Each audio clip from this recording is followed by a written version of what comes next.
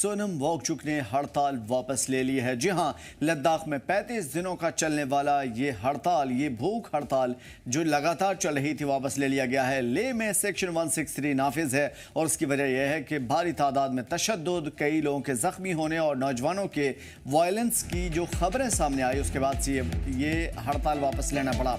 फिलहाल तशद्दुद के वाक़यात के बाद सोनम वांगचुक ने अपनी भूख हड़ताल ख़त्म कर दी। लेह में मुजाहिरीन ने कई गाड़ियों में आग लगा दी थी। पुरतशद्दुद मुजाहरे में 4 लोगों की मौत की खबर है। जी हां, 70 से ज़्यादा जख्मी हुए हैं। ज़राए के हवाले से खबर सामने आ रही है कि जिस तरीके से पत्थरबाजी हुई और उसके बाद लगातार वायलेंस की खबरें सामने आई, 4 लोगों की मौत की खबर है, 70 से ज़्यादा जख्मी हैं। सोनम वांगचुक ने मुजाहिरीन से अमन की अपील की है। लेह लद्दाख में आज इस वक्त की जो हालात हैं वो काफ़ी ख़राब है। जब सोनम वांगचुक की भूख हड़ताल चल रही थी, हिमायत में काफ़ी ज़्यादा गाँव के लोग आए, लेकिन जैसे ही स्टूडेंट सड़कों पे उतरे, ये वावेला और भी ज़्यादा ख़तरनाक हुआ। किसी तरफ से पत्थर चली और उसके बाद तलबा ने ज़बरदस्त अंदाज में मुजाहरा किया और इस मुजाहरे को रोकने के चक्कर में ज़बरदस्त धक्का मुक्की भी हुई। बताया ये जा रहा है कि इस वायलेंस में 4 लोगों की मौत हुई है, 70 से ज़्यादा जख्मी है, 163 नाफिज है। कोशिश की गई थी इस हालात को ख़राब करने की, लेकिन फ़िलहाल पुरअमन माहौल है। 163 नाफिज है। नाराज मुजाहिरीन ने बीजेपी और मरकजी सरकार पर जमकर गुस्से का इजहार किया था।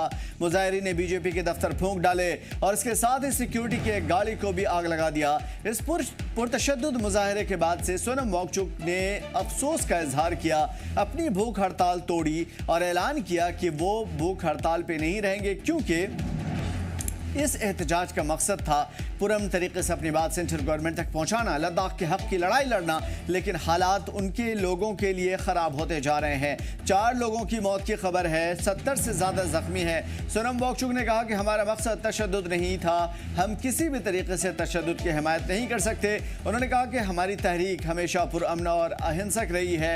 इन वाक़यात के बाद सोनम वांगचुक ने अवाम से सुकून की अपील की है, पीस की अपील की है। उन्होंने जोर देकर कहा कि जंग नहीं, अमन से कामयाबी मिलती है। लेकिन सवाल यह है कि लगातार कई महीने से लद्दाख की मांग को सरकार क्यों नजरअंदाज करती रही। इसके अलावा पिछले 15 दिनों से जारी भूख हड़ताल के दौरान कई लोगों के हालात बिगड़े और इसके बावजूद सरकार की तरफ से सिर्फ एक नई तारीख मिली। इसके बावजूद कि ये मालूम था कि 15 दिनों से भूख हड़ताल चल रही है, तो आगे 15 दिनों के बाद डेट देने का क्या मतलब हुआ और क्या इसमें आश्वासन है कि उसमें बातचीत हो पाएगी? क्या ये यकीन दहानी कराई गई कि उसमें हालात दुरुस्त हो जाएंगे? नहीं। तो इसका मतलब साफ है कि लगातार भूख हड़ताल पे जो लोग बैठे हैं, सोनम वांगचुक जैसे लोग, उनको रास्ते से या उनकी आवाज़ को कुचलने जैसा यह कदम था और यही वजह है कि लोगों की नाराज़गी भड़की। एक लंबी तारीख, इससे लोगों को खास तौर पर नौजवानों में शदीद नाराजगी देखने को मिली। अब सवाल यह है कि इन सब के बावजूद सरकार लद्दाख के हक में क्या कोई अहम फैसला लेती है? को बेकाबू होते हुए देखते हुए हमने अपना उपवास बंद किया, क्योंकि ये घटनाएं घटी जब उपवास पर बैठे लोगों की हालत गंभीर हो गई और वो अस्पताल पहुंचे।